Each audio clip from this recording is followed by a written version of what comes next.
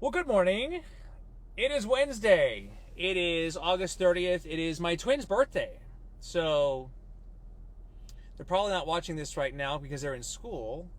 But wherever they are, I hope they're having a fantastic birthday, whatever class they're in right now. So welcome into Pickup Lines, presented by Gamez Law Firm. I am Ernie Zuniga.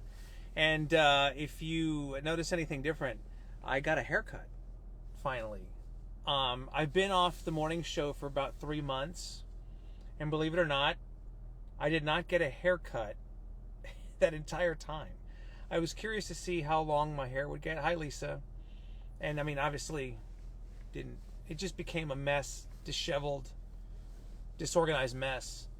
So I finally decided to go get it cut. So this is more of what you might remember when I was on the air.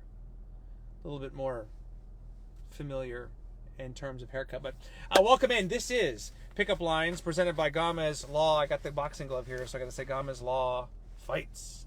So nice to have you along as we continue on this final Wednesday of September. And got a really cool guest on today, a guy who I've had a chance to get to know a little bit more in recent months, and it feels like the more that I talk to Mike Taylor, and the more I get to know him, the more I realize we have a lot in common. And so I'm going to bring him over right now, and come on over, sir. I'm going to bring him over right now because he's ready. He's actually standing outside in the heat, and I don't want to keep him out. I mean, it's not 105 degrees yet, but it's not getting any colder. So Mike Taylor is in the house, and please forgive the primitive set. All right. The AC is on, so at least it works here. But it's nice to see you, sir. You too. I hope the neighbors don't think we're doing anything weird. Yeah, well, I know you walk into a white SUV with the sunshade up. And this guy talking to the dashboard. Yeah. Just don't give me any money. We'll be all right. Well, I have nothing to give you. So I take that back. I have a bottle of water for you. I'll take it. Thank you. There you have it. Thank you. I take it. Good to see you. You too, Ernie. Good to see you, man. This is cool for me. I appreciate it. Well, and so full disclosure, I just finished doing your show. Indeed. And I was just telling the viewers that the more I've talked to you recently and kind of gotten to know you more, I mean, I've known you for a long time, but like really get to know you, the more I realize we have a lot in common. We're unemployed. One, I was going to say we have twins. We do, yeah. We've been behind a microphone for a number of years in San Antonio. We both spent time in Victoria, Texas, which is my hometown. We have. Okay, so you're from there. I'm from. Okay. My wife and I are both from cool. Victoria. I know you're from the Metroplex, right? The Dallas. Originally, yeah. The Pump House in Victoria. Good place to eat a steak. Delicious. Yes. Delicious. Yeah, indeed. All of my family has left, so we don't get back very often. But at any rate, my point is, we have a lot in common. So we do. Yeah. But I thoroughly enjoyed doing your show, and I appreciate you coming on here. So you're the mayor of sports, right? Yeah. How many nicknames do you have that are suitable for this show? show? You told me I couldn't curse on this. No, I one. am. Yeah, this is a family show. No, the mayor of sports, and I did not give myself that. That would make me just seem like a pompous, arrogant man. That was given to me years ago. Mayor of Sports. That's the one I try to brand the most. Yeah. And how many years have you been doing radio or behind the microphone in San Antonio now? San Antonio, October 21st, 2007 was my first day on the air. It was Clear Channel Radio in those days and morphed into iHeart. Yeah. So it was. When I left 60-ish days ago, it was 15 and a half years. I had that half. I know you had a half, I had a half, 17 and a half. I had a half, I woke up early. It's a 6 months. Sure. How different of a broadcaster are you today than you were that first day? You know, it's funny because if I say, I've gotten better because of this and that and the other, it's like, well, was I screwing around before? No, I do feel hungrier. Because I'm in charge of more. I have to be. Well, I've literally gotten hungrier because I don't have a full-time job. Yeah.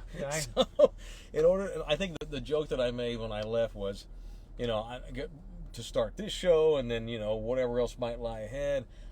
I was telling people that this is back early June. Yeah. I have enough provisions. I got enough beaver skins and bologna to get to August. Jerky and everything. August 1st. Okay. If I could just get to August 1st and make the new format that I'm doing sustainable, at least for now, semi-sustainable, sustainable.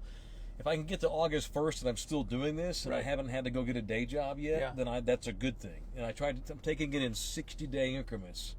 So now I have enough provisions to last till October 1st. Okay. But I still may have to go get another job at some point, but so far so good. So it's made me hungrier. It's made me appreciate the hustle more. Mm-hmm. And I told you this on my show that you did with me today. Right. I think that what people don't understand, especially about doing a podcast, and when you're it's being one other dude that we're in charge of all of it. I mean, I'm not just the host anymore. I'm director of sales. I'm lead sanitation. Yeah.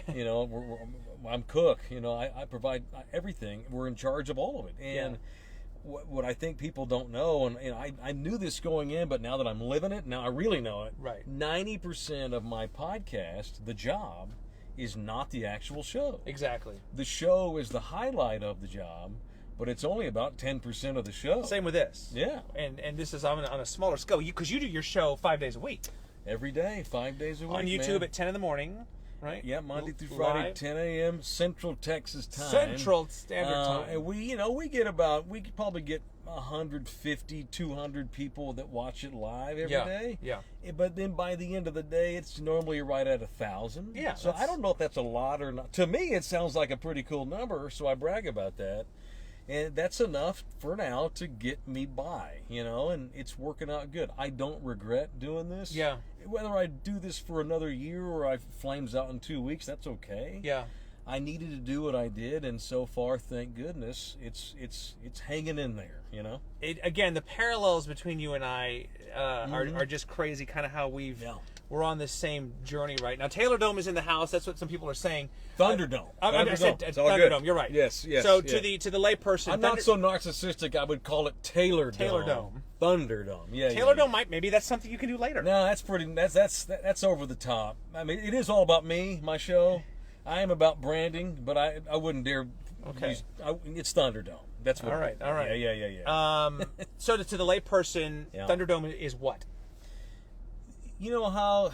Are you Christian? I am. You know how in Christianity, don't get nervous. Okay. I'm making a parallel. In Christianity, really all you have to do is profess, I'm a Christian. Right. Now you have to practice it, but really practice what you preach. All the Lord needs you to do is just give your heart to Him. You just say it. Same thing with becoming a member of Thunderdome. Just declare that you bow to Taylor. And you disciples. are Thunderdome. That's disciples. It. Yeah. You just say it. You just say it. You don't have to do anything. It's cool if you become a member, because I need more members. On YouTube. The podcast. All you have to do is declare it and listen to it on occasion or watch it on occasion. Tell a friend. Yeah, that'd be cool too. But just say it and it happens. Okay. Declare yourself member. There's no card. There's no jacket. Okay. You're just Thunderdome. You won't get any leaflets at your house or anything like that. No, I'm not. It's sure. not that kind of Christianity. I'm not going to knock it on doors. Okay. You just profess it and it happens. Okay. Miraculously. Got it. Yes. We were talking about the similar career paths where we both walked away from long-time jobs recently. Yeah. And I wonder, my decision in part was influenced by family and kids and the quality of life. Mm-hmm. I wonder how much of that applied to you when you made your decision. They just hate half-breeds at iHeart, so I had enough of the tyranny, and I needed to go somewhere where half-breeds were appreciated by all. Ernie, Okay. So there was a lot of that going on, and I don't honestly. I mean, it remains to be seen if it was the right decision, because I damn sure don't have enough money. I've taken it's okay, but I get to keep more of the money I make. Right? I make less, but I actually get to keep more of it. Like I split it with one person now, rather than split it with a company and a salesperson and this, that, and the other. I'll take the sales route. So it got to the point where, I'm not trying to trash anybody. Mm-hmm. And radio's changing. Our business is changing. But I was not making as much money doing it as I had before. I actually made less money last year because, everybody thinks that we're rich. Yeah, exactly. Everybody thinks we're so rich. Right. Oh, Taylor's complaining about money. He gets in a helicopter in the Dominion and just flies to work every day. Hasn't happened He's like yet. Merv Griffin. He has a platform for his chopper. Merv Griffin, by the way, invented Wheel of Fortune and Jeopardy, for people who don't know. Oh, yeah. They don't know that? Well, I don't know. Is that an Some old people- man reference, Merv Griffin? I know who it is. Like, I know who Merv Griffin. He was a talk show host and everything. Multi-millionaire many times Okay. over. Well, I don't have Drake money, Media mogul. kids. I don't have that kind of money. No, so what I made less money last year, right, than I did even during the pandemic year, 2020. Okay. And I got furloughed for 2 weeks in 2020. Still made more money than I did last year. And there's a whole lot of reasons for that. Hopefully, it's not because my show's less popular. I don't think it is. I think it's just. I think it's the same. Money was. I'm worried about the future of terrestrial radio, right? And I just felt like the timing. I can give you 50 reasons why I left. Yeah. Some of which I can't because. I get it. It's locked in a vault. I get it. It's a piece of paper that's being guarded by top men in a warehouse, and I can't say those things. Top men. Can't say those things. Yes. But honestly, there's just an unknown with where corporate radio's going. I've got buddies that have done what I've done before me. I've got buddies that have done what I've done subsequently since I did it, and I just think that corporate radio, terrestrial radio, they're at a crossroads. When They're you say losing- that, they're do you losing mean- talent. When you say that, do you mean like FM, AM? Yes. Like what? FCC people- regulated public radio. Right. You turn on That's the what you're radio talking in this car, you can listen to whatever you want that's on FM radio or AM. FCC regulated terrestrial corporate radio. The old school way of doing that has changed a lot because of TikTok and YouTube. My kid, I have a 25-year-old daughter. She does not have a television. She doesn't need one. It's in a little computer. And all she watches is YouTube. She watches YouTube all day long. And she'll show me, I'm like, okay, babe, let me see who you're watching. Right. Why are you watching Breaking Bad? What are you doing not watching Yellowstone? What's wrong with you? Right. And I'm watching these shows, Dad. I'm like, who the hell is this? And there's Yeah. on there, oh my God, this person's got 90 million subscribers. Oh, good Lord. So our business is changing. And I'm 48, right? At some point, Ernie, I'm going to wake up, I'm going to be 60. And no one's going to give a what I think about anything anymore. If I'm going to retire doing broadcasting, I needed to throw my net out and see if I could become one of those people that people are watching on YouTube. Yeah. It's not that I won't never go back to corporate radio, but I don't think I'll ever give up what I'm doing right now with the YouTube stuff. I need my podcast to survive. It needs to survive. Right. If I'm going to go do other radio, I'm happy to share that with other stations or partner up or whatever. Sure. But now that I've done this, I was joking earlier, it may fail.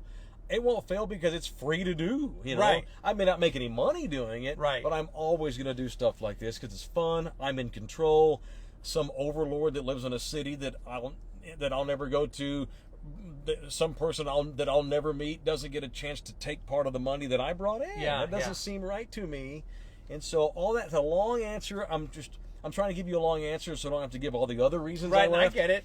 But money is one of the big reasons because I need to make sure that when this whole thing that we're doing flips and becomes the future. Yeah. And like, what's going to keep my 25-year-old interested in guys like me? Nothing. That's why I had to go into this world for a while, try on this new jacket, see how it goes, maybe stay in it, maybe go back to old school radio, maybe mesh the two, maybe become a banker, maybe become a truck driver. I don't know. You are catching me not in a midlife crisis. No. In a midlife enlightenment. No, I just don't know what that enlightenment is. Preach. I don't know. I need the Lord to show me the way. Thunderdome, preach. I've got enough food till October 1st and no idea what I'm going to do on the 2nd. Again, just similarities here because this is not a midlife crisis. But then on the other hand, if you don't take the risk, if you don't do this, then when you're 60, are you looking back and saying, when I was 48, and I didn't do it. Yes, and I was scared, man. At the station I was at,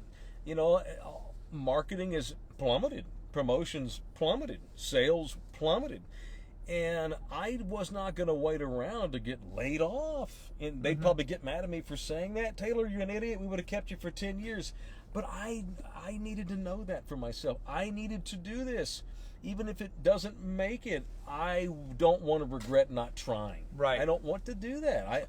I try to teach to my kids to take chances and risks and Be true to who you are. Be happy with what you're doing. Sorry, my alarm's going off. That's Sorry. it. That's See, it. I'm a hustler now. Oh, yeah. I have a lot of alarms that go off all day long. Call this sales guy. Call that sales guy. Post this. Post that. I hope this isn't costing you money here No, right now. I have to Okay. remind myself Okay. to do these things because Okay. I'm in charge of the whole business. So you're the That's why my scheduler phone's going too. off. You're your executive assistant. I'm the secretary. You're the secretary. I have sex with my company secretary because I am said secretary. So it's not it's not wrong.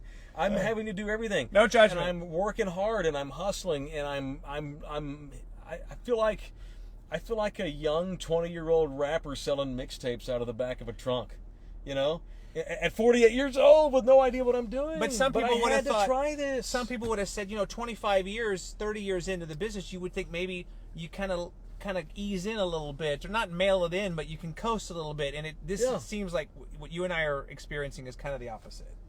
You're Yes. working harder, and you're selling mixtapes and those kinds of things. Yes, yeah. And I don't want to do this forever. No. You no. know, here's what I've determined. I've determined in the last 60 days that I'm good at selling. I am. I've also determined that I'm sellable. No matter how this goes, whether it blows up and I'm a millionaire or I'm on the streets in a year, my OG partners that have decided to invest in my show, my sponsors, boy, if they can stop giving me money today, we're buddies forever because they kept this thing going for 2 months. They got me started. But I don't want to wake up one day and think, man, I should have done that. Yeah. But I got to tell you, while I've determined I'm good at selling, and I'm sellable because I know I am because I've actually been doing it. There's value. So I don't want to hear, your advertisements went down. We couldn't sell you. Bull crap. I've been selling the hell out of myself. Right. But here's what I've also discovered, Ernie. I don't like doing it. It's harder So than it looks. So I will continue to hustle as long as I can do this and continue to make money. But I am not young. I'm not 20. No. And I don't want to run myself ragged doing it for a long time. I'm happy to do it now. I've been reinvigorated. Yeah. But I need it to blow up at some point to Yeah. the point where I'm not having. I would love to I'd like to. We're just shoot. I'm just being honest with you. I'm just going to tell you it all. And I've got 4 or 5 partners right now, and I hope. And I've told them all. I hope that in 2 years or a year, I call you and say, "Hey, I love you. I can't do business with you anymore. You can't afford me anymore." Wouldn't that be great? I've blown up. Sorry, I love you hard. Here's a free membership. Right. But I'll go drink beer with you. But you Yeah. can't because I don't charge a lot to be on my show. Right. I mean, because I was scared to death. I mean, you've never done this either. What do you? Hey, Right. well, you want to invest in my show? Yeah, I do. How much is it? I don't know. Yeah. $20. I mean, I don't know what to say for money. So I mean, I've been able to sell it so far, and it's doing okay.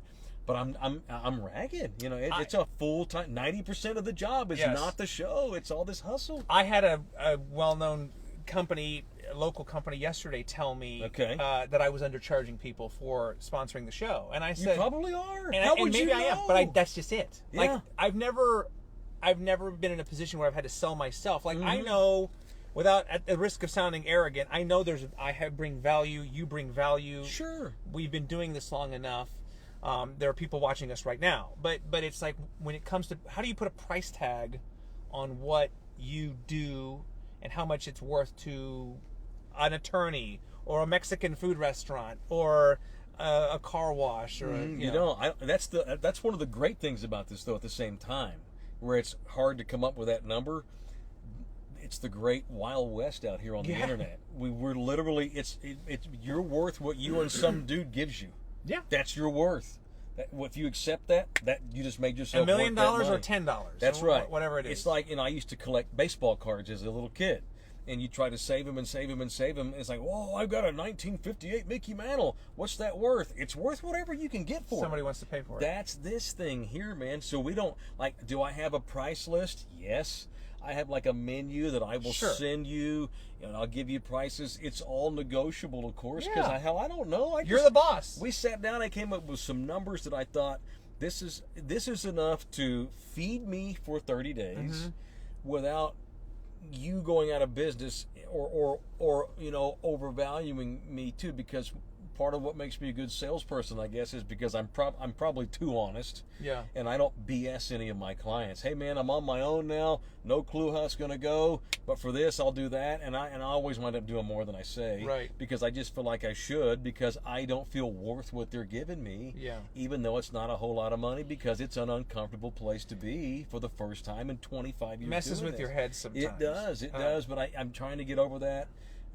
It's a giant hustle right now out here, man. Which reminds me, I need to acknowledge our struggle is sponsors right real. now. Yes. I need to acknowledge. This Absolutely. is Pickup Lines with Mike Taylor here, presented by Gamez Law Firm. Because I have the boxing gloves here, I always have to say Gamez Law Fights.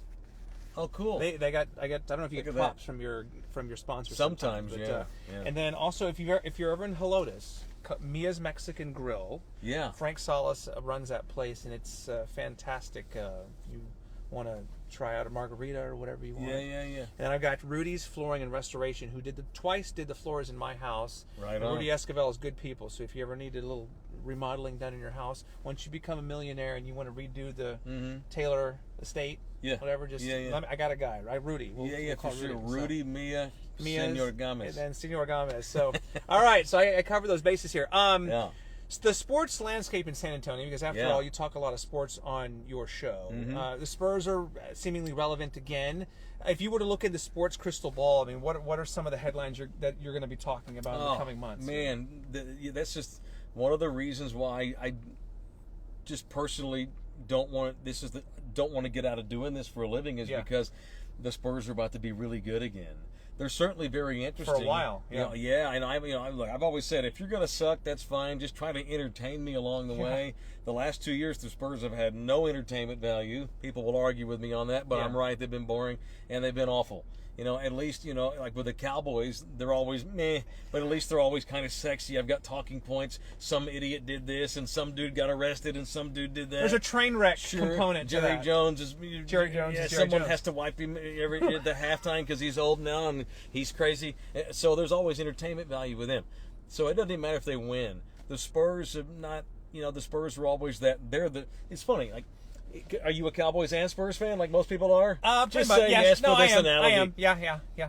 The same people that love the Cowboys and get all that Kim Kardashian reality train wreck show stuff, they get that. But see, the Spurs, we don't. Right. Let me button my collar. Yes. Yeah, let's button up. Wholesome we don't make family mistakes. values. We win. Yes. We do it the right With way. class. With class. We're champions. And we all speak well. We all go to the Hall of Fame, and our coach is an Air Force grad. It's wonderful. But I think the entertainment value with the Spurs, too, is right on. Because this kid, Wembanyama, he's now dyed his hair pink. Not that you have to have pink hair to be entertaining. But I know what you're saying. But he's 19. Even Manu's an old man compared to him. He's on TikTok. He's on social media. He's going to be out there, which we're not used to.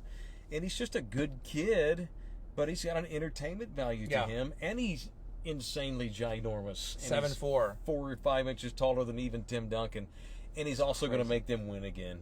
This town, as you know, man. Yeah. Nothing beats talking about sports when they're winning and they're really good.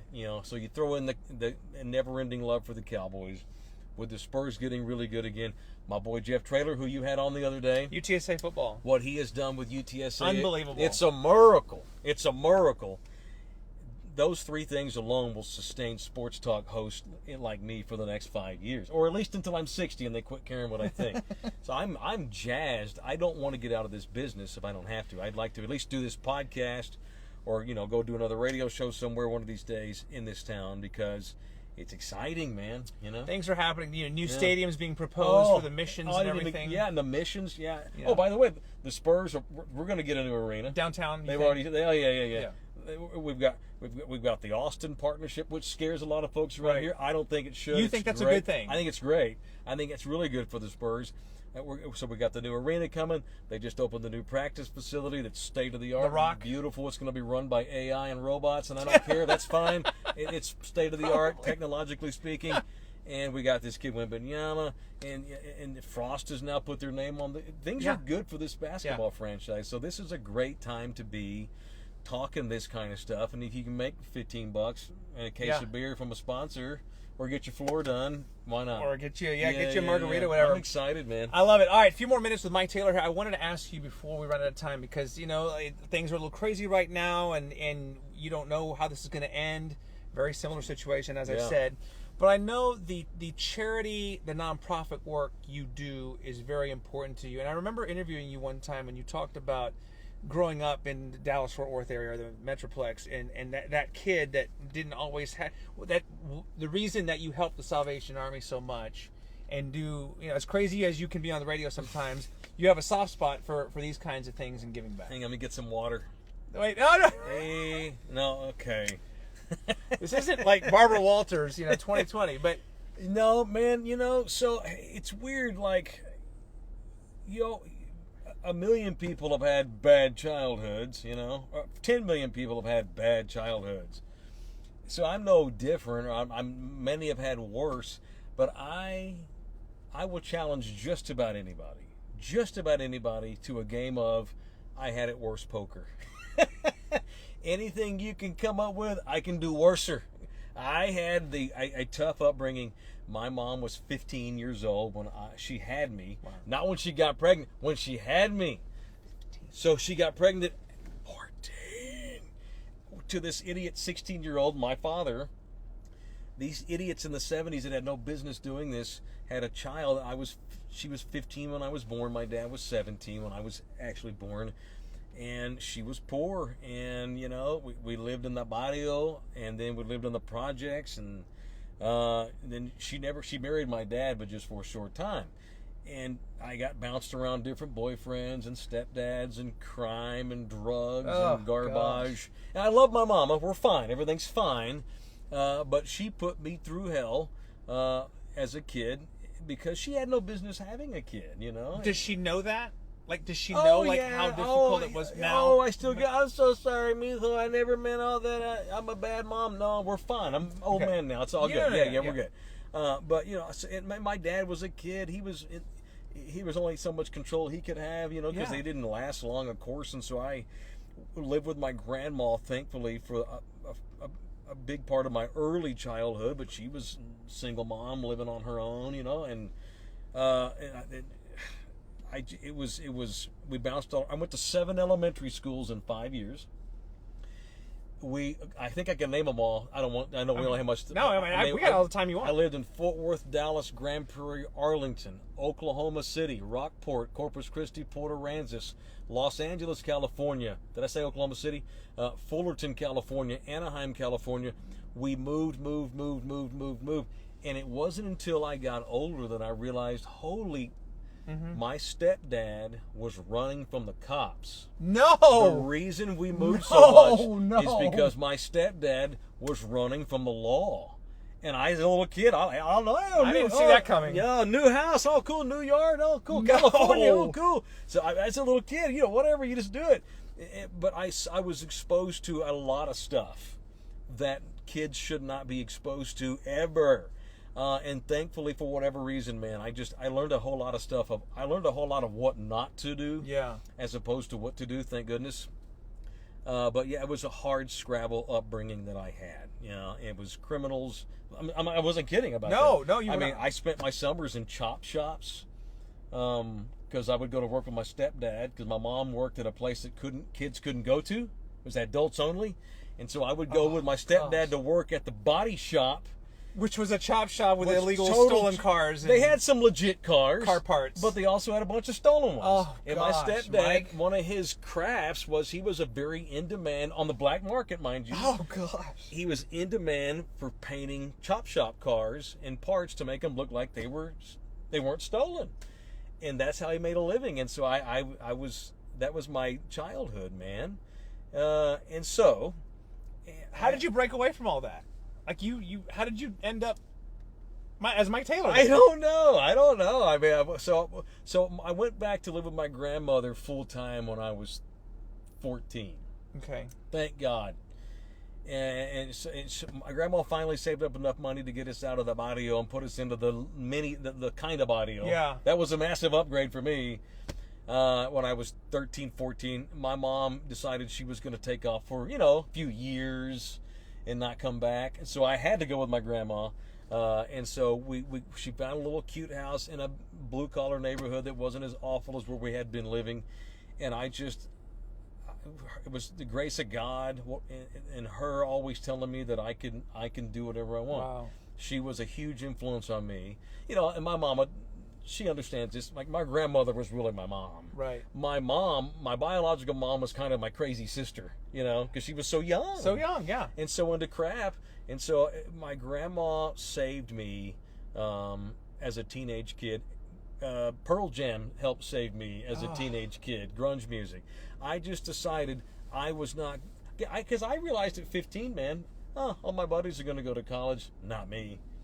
I'm going to just do this for a living. I'm going to work odd jobs because I got no inroads, no resources, nothing. And I don't know what it was, man. It wasn't a one day I didn't have an epiphany. It was just my grandma always encouraging me. I just always had, I don't know why, but I always had this just innate self-sufficiency and I just was not going to be a part of that mess. Wow. I was going to get out of there. Even if I had to go into debt for 20 years, which I did, in order to go to college, I was going to go to college. I was the first person in that entire side of the family to graduate high school. And so that was a big deal to them that he's graduating high school. I'm like, no, we're going to go to college. And so I took out loans and got Pell Grants, and it took me 10 years to get my degree because I couldn't afford to go all the time. Yeah. And it also turns out, Ernie, that I have a pretty good ability to BS. It turns out I can talk.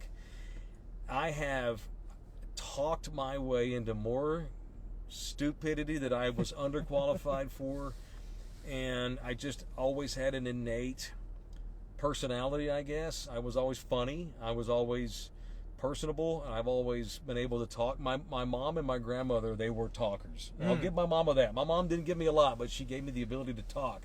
My mom was that, you've seen George Lopez's stand-up comedy. Yeah. He always talks about how his mom and grandma were the ones that would go to the baseball game. What the hell? I've spent $50 and you made an error? That's crap. You suck. But that actually made me harder, I guess, Yeah. They were so just personable and social butterflies, and I got that from them.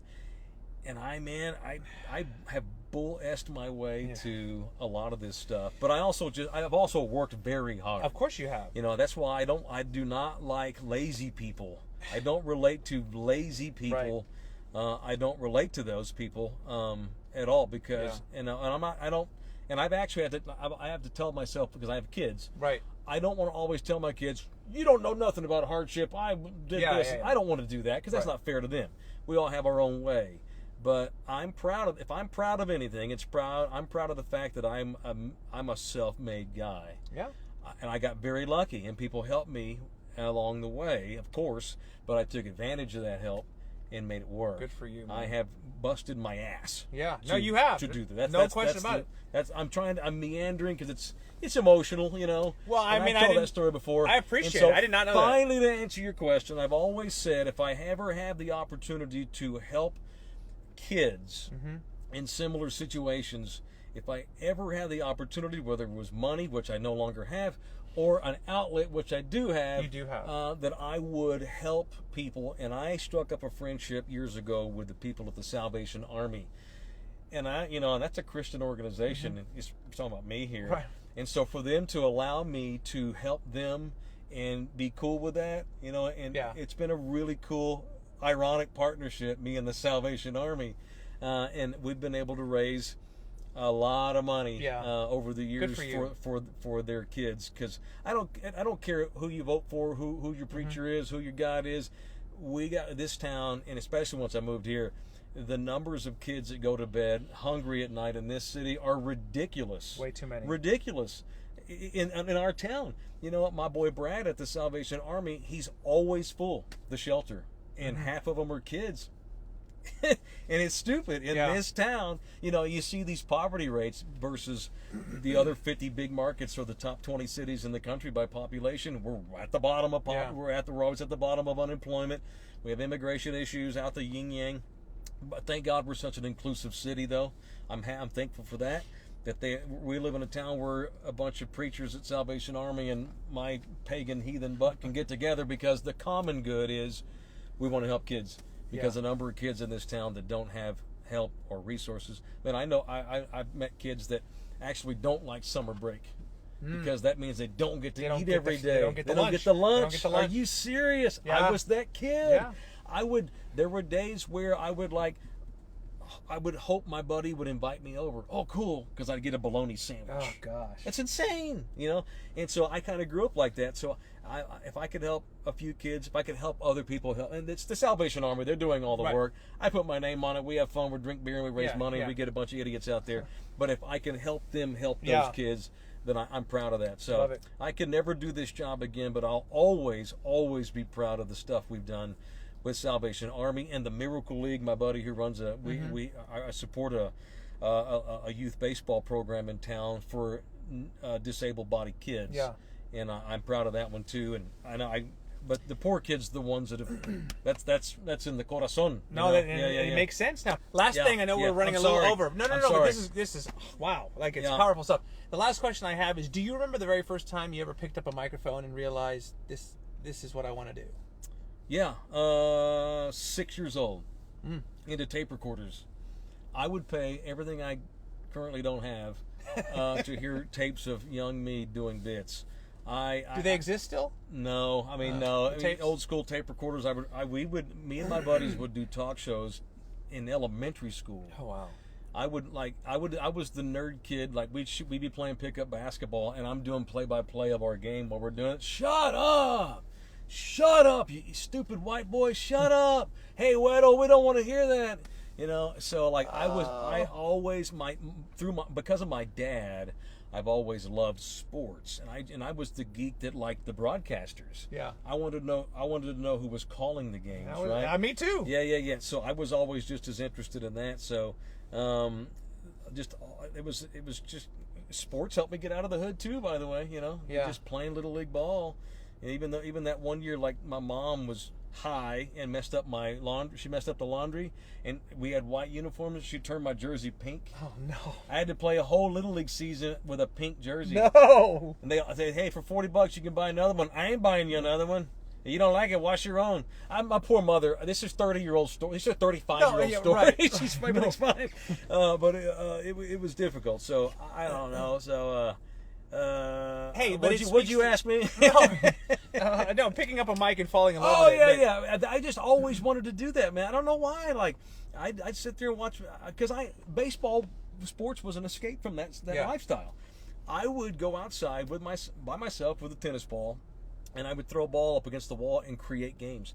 Write down lineups, do the play-by-play of the game. That also helped me forget my surroundings by disappearing in my imagination, which thankfully I got a ridiculous, crazy imagination. Yeah. I used the crazy in me for good, and I just always talked about it because I came from talkers, and sports fans, and that, man, I'm not proud of this. Like, I was a notorious prank caller in high school.